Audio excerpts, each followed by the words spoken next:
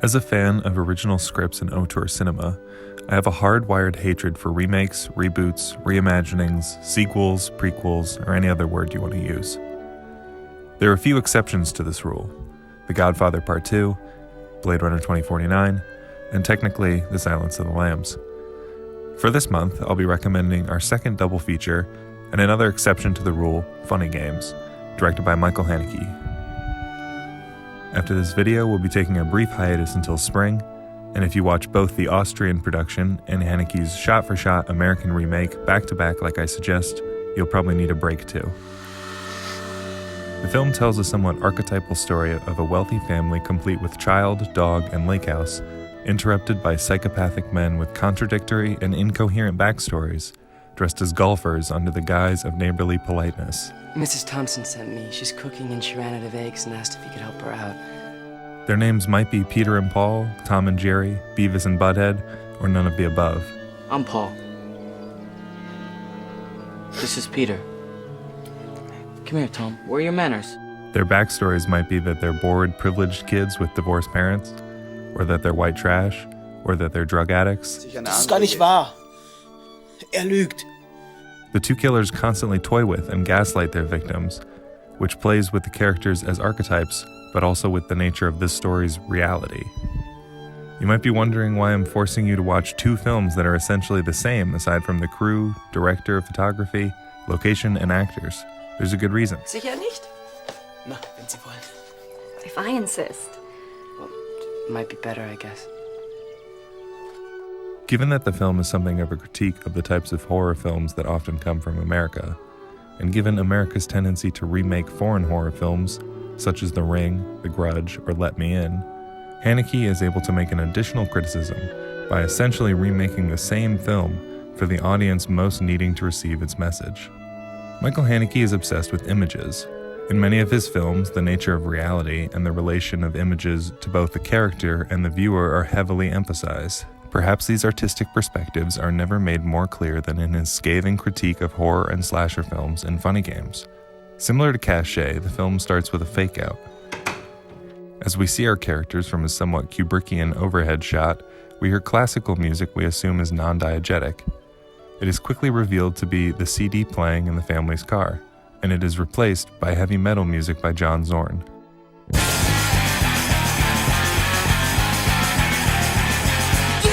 This music is actually non-diegetic, implying this music is for us.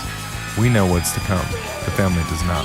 The film continues to reorient images and eventually dialogue directly to the audience. The fourth wall breaks where Paul addresses the audience's thoughts on the situation and preferences for the story more than imply that all the violence in the film is for our benefit, our enjoyment.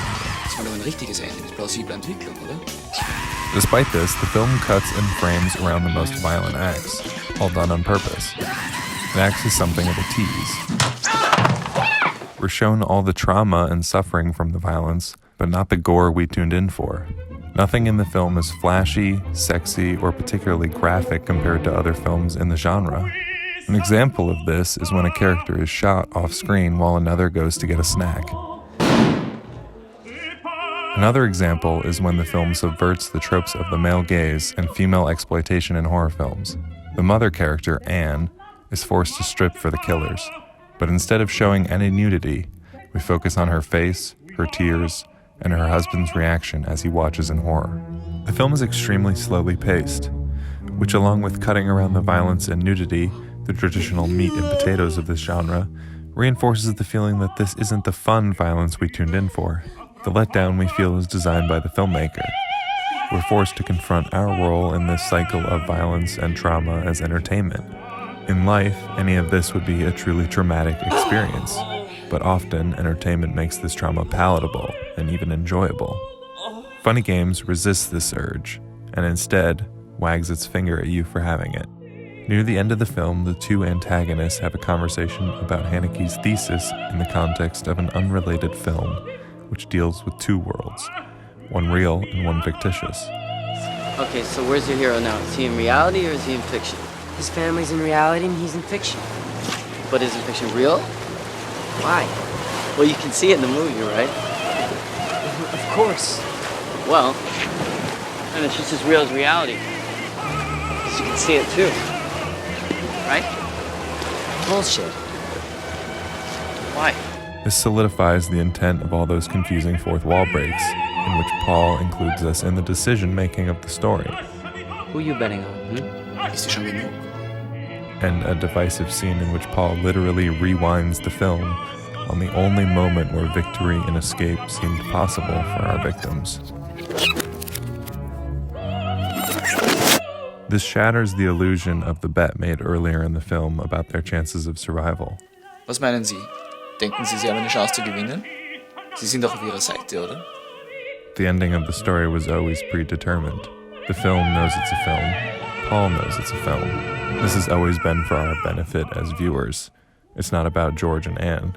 It's about our enjoyment. I could talk forever about the small differences between the two. Personally, I like Ulrich Mue's performance as George in the first film, and the colder color palette of the second film, along with the majority of the performances, but namely Michael Pitt and Naomi Watts. I love the little details along the way that hint at the meta-narrative at play here. Wollen Sie uns Angst einjagen? The scenes that subvert the tropes of the horror slasher genre, Ciao, Bella. and how amazing and thoughtful of a craftsman Haneke is as a director.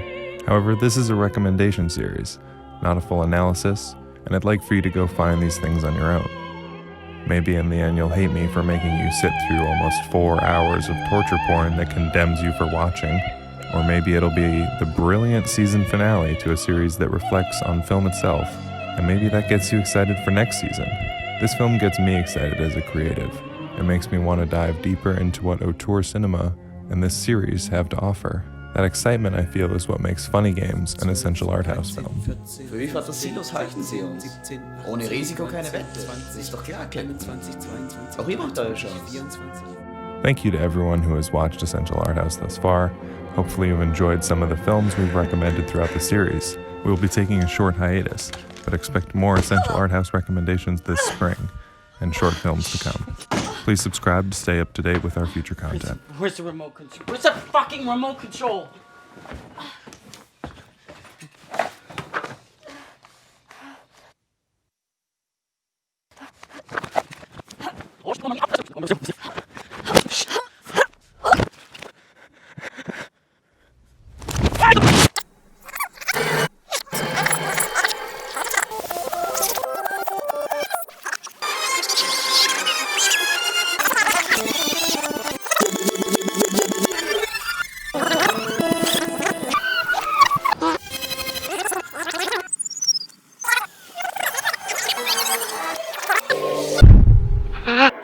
Almost 12. Shit. They're spent. Come on. Let's get out of here. Okay. Thanks to the driver. I'm gonna put it back in the bag, okay? Yes? Okay, thanks. Have a nice evening. See you.